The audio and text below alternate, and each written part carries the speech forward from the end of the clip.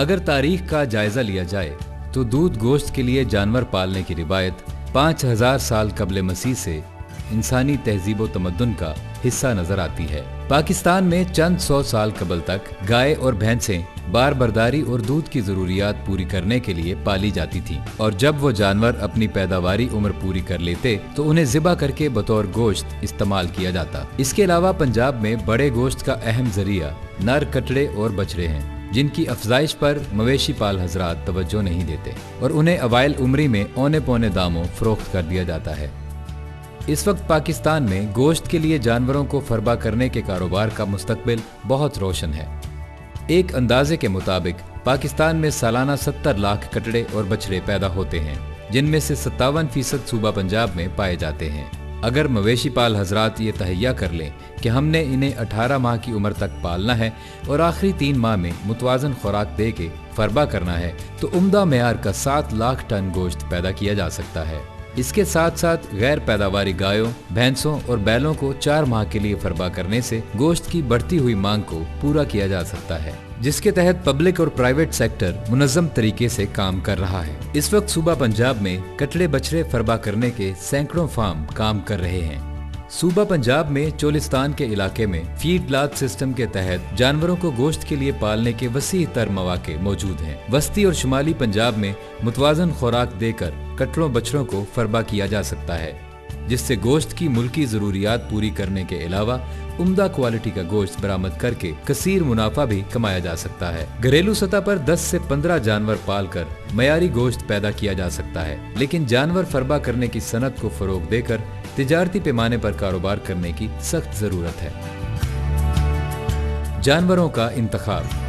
تجرباتی طور پر پنجاب میں پائی جانے والی نیلی راوی نسل کے کٹڑے، ساہیوال، چولستانی اور دوغلی نسل کی گایوں کے بچڑے بہتر یومیہ بڑھوتری دینے والے ثابت ہوئے ہیں۔ کمرشل بیف فارمنگ کے لیے شیر خوار جانور خریدنے کی بجائے 10 سے 15 ماہ کی عمر کے کٹڑے بچڑے نہایت موزوں رہتے ہیں۔ جانوروں کی خریداری وزن کے حساب سے کرنی چاہیے۔ انتخاب کرتے وقت ان کی جسمانی صحت اور قد کاٹ کو مد نظر رکھا جائے۔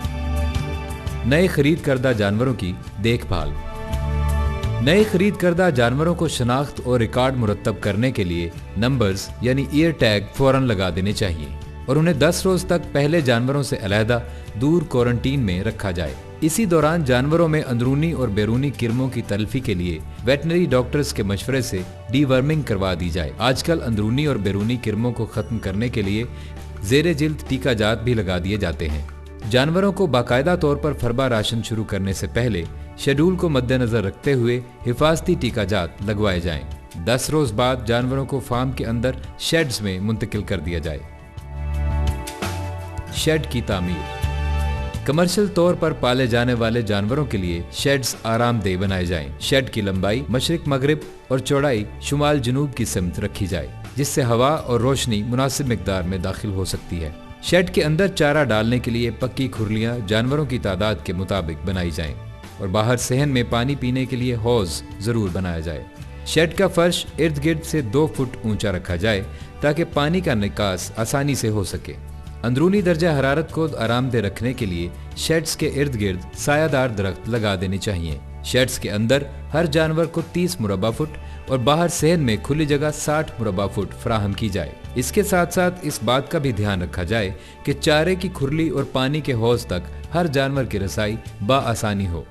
پانی کی فراہمی 24 گھنٹے ہونی چاہیے۔ عموماً تمام جانور شیڈ میں ایک ہی وقت میں چارہ کھاتے ہیں، لیکن تمام جانور ایک وقت میں پانی نہیں پیتے۔ جانوروں کے لیے شیڈ کی تعمیر پر بہت زیادہ خرچ کرنا مناسب نہیں۔ شیڈ کی چھت کم لاگت کی ہونی چاہیے۔ شیڈ کے اندر جانور کھلے ہونے چاہیے۔ اگر جانوروں کی تعداد 40 یا 50 سے زیادہ ہو تو ان کو ایک سے زیادہ شیڈز میں تقسیم کر دینا چاہیے۔ جانوروں کی خوراک۔ کمرشل طور پر موٹے کرنے والے جانوروں کو صرف چارے پر نہیں پالا جا سکتا، کیونکہ اس طریقے سے ان کی یومیہ بڑھوتری 400 گرام سے زیادہ نہیں ہوتی۔ اس طرح مطلوبہ وزن حاصل کرنے کے لیے بہت زیادہ عرصہ درکار ہوگا، جو کہ مجموعی طور پر کاروباری لحاظ سے نقصان دہ ثابت ہوگا۔ جانوروں کو فربا کرنے کے لیے ضروری ہے کہ ان کو بہتر قسم کی متوازن خوراک دی جائے، جس کے مختلف اجزاء مثلاً کھل، چوکر، अनाज और शीरा वगैरह को तूड़ी की एक खास मिकदार में मिला दिया जाता है और फिर इस तूड़ी मिले राशन की वाफर मिकदार से जानवर तकरीबन 1 किलो जिस्मानी वजन रोजाना हासिल कर लेते हैं। इस राशन के साथ फी जानवर 3 से 4 किलो सब्ज चारा भी देना चाहिए ताकि मुख्तलिफ विटामिन की जरूरियात को पूरा किया जा सके। गोश्त के लिए जानवर को फरबा करने के 2 आसान तरीके हैं। मवेशी पाल हजरात अपनी सहूलत के मुताबिक अमल करते हुए जानवर फरबा कर सकते हैं। पहले तरीके में अगर खुद काश्त करदा सस्ता सब्ज चारा या चराई आसानी से दस्तयाब हो तो जानवरों को पेट भर कर सब्ज चारा मुहैया किया जाए और बेहतर शरह बढ़ोतरी हासिल करने के लिए इसे 2 किलोग्राम मुतवाजन वंडा रोजाना फी जानवर दिया जाए। दूसरे तरीके में मुतवाजन वंडा जानवरों को शेड के अंदर पेट भर कर खिलाया जाता है। जानवर अपनी मर्जी से जितना चाहें वंडा खाएं और इसके साथ विटामिन की जरूरियात पूरी करने के लिए 4 किलोग्राम सब्ज चारा फी जानवर रोजाना फराहम करने से बेहतर नताइज हासिल किए जा सकते हैं। खुराक और बढ़ोतरी। दूसरे तरीकेकार से पाले जाने वाले जानवरों में योमिया शरह बढ़ोतरी 900 ग्राम से 1 किलोग्राम रोजाना हासिल की जा सकती है और 3 माह तक फरबा करने से मयारी गोश्त हासिल होता है। मुकामी मार्केट में बेचने के लिए 250 से 300 किलोग्राम का जानवर मुनासिब रहता है। 300 किलोग्राम से ज्यादा वजन का जानवर पसंद नहीं किया जाता और इसकी कीमत भी कम मिलती है। अलबत्ता कुर्बानी के जानवरों का वजन 400 से 500 किलोग्राम तक ले जाया जा सकता है। सर्दियों के चारे मसलन लूसरन, बरसीम वगैरह की ग़िज़ाइयत बेहतर होती है, लिहाजा इस सूरत में राशन निस्बतन कम इस्तेमाल होगा। मगर जब जानवर गर्मियों के चारों मसलन मकई, चरी, बाजरा वगैरह पर पाले जा रहे हों तो राशन की मिकदार तजवीज़ करदा मिकदार की निस्बत ज्यादा कर देनी चाहिए। Live stock and dairy development department Punjab ने इस सिलसिले में जानवरों की ग़िज़ाओं के मुख्तलिफ चार्ट मुरतब कर रखे हैं जो directorate of communication and extension Lahore और जिलाई लाइव स्टॉक ऑफिसर के दफातर से हासिल किए जा सकते हैं। जानवरों को गोश्त के लिए फरबा करने के लिए मुतवाज़न खुराक कमर्शियल फीड मिल्स के अलावा महकमा लाइव स्टॉक की तैयार करदा खुराक भी इस्तेमाल की जा सकती है। बड़े पैमाने पर जानवर पालने के लिए छोटी फीड मिल्स लगाना ज्यादा सूदमंद है।